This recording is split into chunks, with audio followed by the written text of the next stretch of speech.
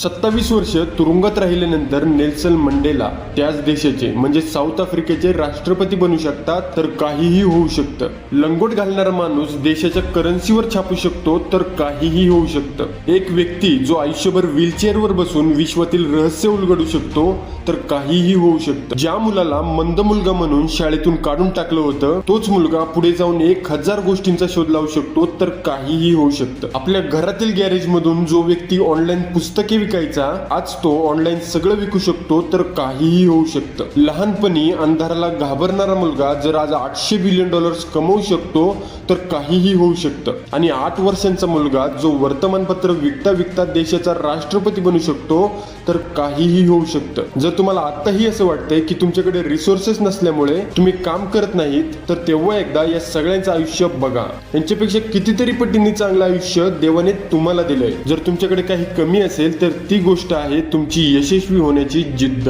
Dedication आणि discipline.